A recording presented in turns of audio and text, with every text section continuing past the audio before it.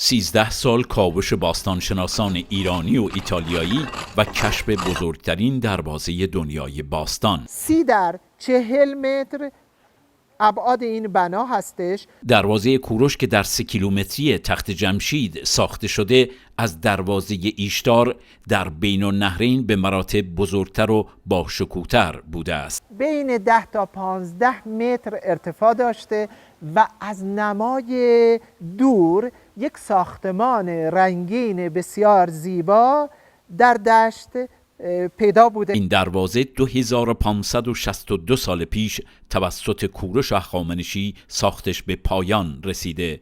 رد پای هنر، قدرت، علم، برنامه‌ریزی و سیاست در جای جای این بنای باستانی به خوبی پیداست. در واقع میشه گفت که اینجا محل ورود تمدن‌ها بوده، تمدن‌هایی که به هر حال بخش عمده از کره زمین رو در اون روز تشکیل میدادن. پارس مرکز عالم بود، به همین دلیل هستش که دروازه اون با این آجرهای زیبای رنگارنگ پرداخت شده.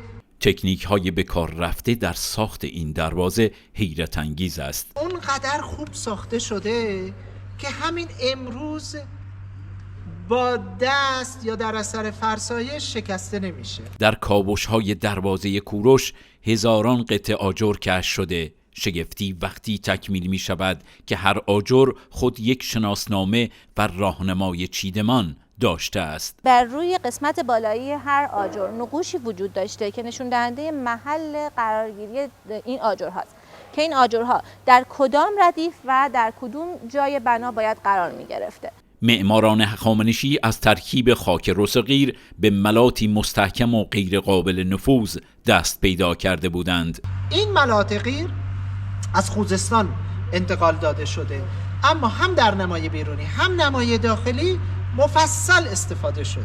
آثار به دست آمده نشان می‌دهد که در ساخت این دروازه معماران و هنرمندانی از ملل مختلف دنیای باستان شرکت داشتند. فن لعابدهی و ایجاد رنگ کار هنرمندان بابلی هستش و نقش‌مایه‌ها ترکیبی از هنر ایلام، هخامنشی و بابلی هستش.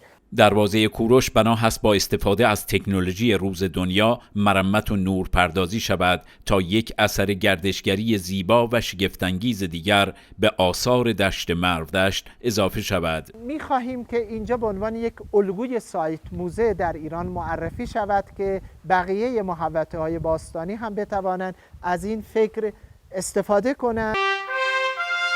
پارس روزگاری زیباترین شهر زیر آفتاب بوده و دروازه کوروش علاوه بر عبور مرور گذرگاهی مهم برای تبادل فرهنگ‌ها در دنیای باستان به شمار می‌رفته. محمد حق‌پرست، خبرگزاری صدا و سیما، مرودشت.